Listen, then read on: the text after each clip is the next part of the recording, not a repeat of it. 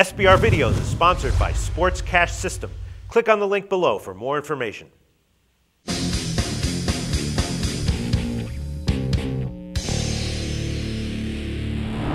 Hi, welcome to SBR Forum Videos. I'm Peter Loshak. It's a Monday afternoon after Week 17 of the regular season, and we're doing our regular opening line show with Joe Duffy. Right now, we're looking ahead to the opening lines for the wild card round of the NFL playoffs. Joe, thanks so much for being back with us.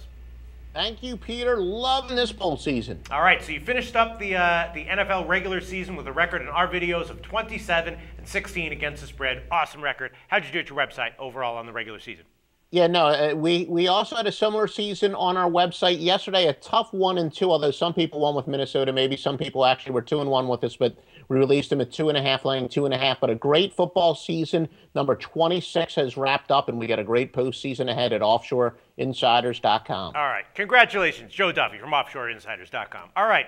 4 wild card games are out. The lines are out already. And I'm looking at these lines. I'm not exactly sure that any of the spreads will move by kickoff. There's 3 2.5-point spreads and 1 7-point spread. You think any of those lines are likely to move? I mean, do you think any of the 2.5s will go to 3 or down to 1?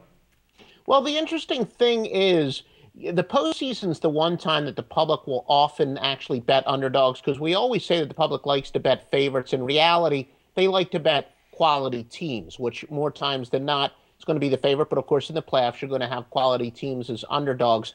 I wouldn't be surprised if I don't think it's going to go on a key number. It might drop just a little bit on New Orleans. That could go down a little bit, and you can see the sports books are almost hesitant to put it on 3, because I know some of the places have a 2.5 minus 115 and minus 120. But if they put it on 3, I don't think it's going to be there very long. All right, I'll tell you my first thoughts on these 4 games. I looked at the opening lines, and 3 of them had totals that I actually bet on the opening lines. I think the totals might have some value. I like the under KC Indy 46.5. I also like the under New Orleans Philly 54.5 or 55, and I also like the over in San Diego Cincinnati. You think those are all solid early leans?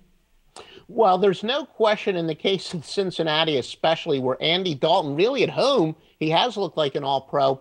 On the road, he's looked like somebody who should be a second-string quarterback. But yes, obviously, if Andy Dalton's home road splits stick in the playoffs as they have during the regular season, the over would seem to be a pretty good play. But San Diego has that ability. They showed against Denver, where Denver was pretty much an over team this year. But San Diego, both of their games against Denver were underplayed. San Diego's actually done a surprisingly good job controlling the pace. And if they want to slow it down, they've done that successfully. Okay, all right. And then the 4th game, right? San Francisco at Green Bay. Green Bay has Aaron Rodgers back, and they're a home dog to San Francisco. You think that makes sense?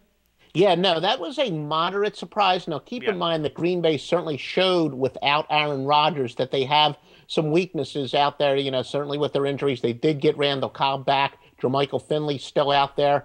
San Francisco's been a fairly inconsistent team. In the middle of the year, Colin Kaepernick looked like he was kind of returning back to the pack, but then he finished pretty strongly. Yeah, I guess that would be a mild surprise that they were actually a 2.5-point favorite, but that's another one. If somehow that goes up to 3, because I see in some places they're actually 2.5 minus 120. And that's another one. If that goes up to 3, I think the sharps and probably even the public will jump on the home underdog. All right, I don't know. I think that out of all the lines, out of the 4 opening lines, I think that one, in my opinion, is probably the most likely to move down to Green Bay minus, maybe down to a +1 or something, right? Yeah, no, again, as I said, the playoffs are the one time that the public actually is even interested in betting underdogs, especially home underdogs. And there is no disputing the fact that Green Bay is a completely different team with Aaron Rodgers in the lineup. I will say that was one of my losers yesterday, that heartbreaking loss.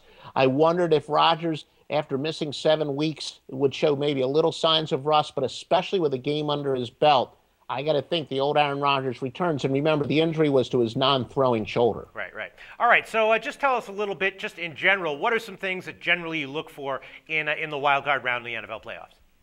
Well, one of the things that I look for is certainly over the years, home underdogs have been a pretty good play. It's leveled off a little bit. But at the end of the day, you're going to look at pretty much some of the stuff that you're going to look at during the regular season. Other than, I don't think you're ever going to find much of a scheduling advantage like you do find during the regular season, where maybe a team's in a sandwich game, a look-ahead game, a letdown game. You're not going to have all that much of that in the NFL playoffs. So if anything, it gets simpler because you don't have to worry about some other factors that could come into play. I will say that experience, I think, is a little bit overrated. I'm not saying that it's inconsequential, but at the end of the day, I'm going to take talent. Look, we saw that last year where San Francisco came extremely close to winning with a first-year quarterback, only a second-year player, but a first-year starting quarterback and a guy that wasn't even a starting quarterback at the beginning of the year. So don't overdo it when it comes to things like experience. So don't outsmart the room. That's one of the things that I will do. And do not look for any, quote unquote, intangible edges, because when it comes to the playoffs, motivation is pretty much equal. All right. Well, to my eye, just looking over these lines, I don't see any clear, obvious edge on any of the sides. Again, I like those three totals that I just mentioned, but we will analyze all of these games a lot more in depth later on this week. Thanks so much, Joe Duffy. No, thank you, Peter.